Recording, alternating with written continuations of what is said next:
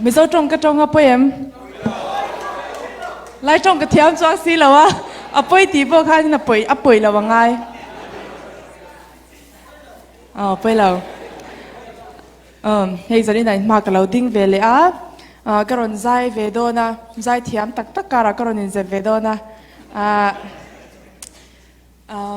cái hàng dài về ta phong mấy cái mà bôi ha nên mà cái tiệm mà rồi chú Pathian phát cái dài cái nia dài tour tiệm mình xóm hi cái lom em mà giờ này cái là rồi sắc tour hi Hmangaihna Pathian Hmangaihna mishing tena kan tekin phak lo zia kan sha thiam phak lo zia la nia RP ralte phwa ania mi pasakania mấy chen karon sa ve de unga dona kalau sa swal de ni pon melo sha thia manga nin ren chuan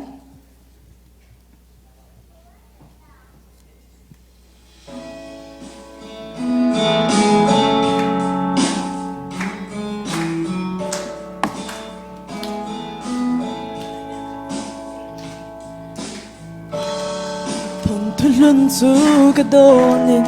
lung lai anim nghe lung lai anim nghe cần pia lê thim nuai ria ru ni lâu ha sinh mi lâu chẳng nghe van Pathian ro pui chuan ka ta neng kim mà chan mo Hmangaihna te kin thak lo ka tan chuan sang lua mai ka don thak lo sinh bi an ka ya shil zo lo hắn đón giang té u nào Hmangaihna te kin phak lo chuan ka kholo na te kin phak lo at leng phai ta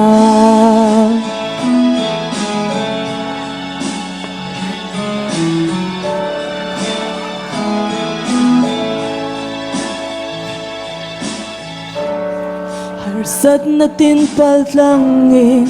mitel la ti var ke baya ti dam me misual ta chia lo changin an sual ngai dam kan sual ngai dam me van Pathian ro pui chuan ka ta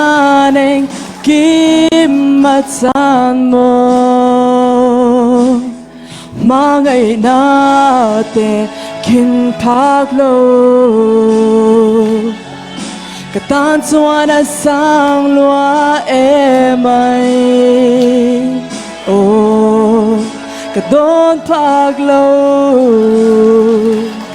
sinh mi an ka ya na shil zo lo hắn đón giang te Hmangaihna te kin phak lo chuan ka kholo na te kin phak lo at leng phai ta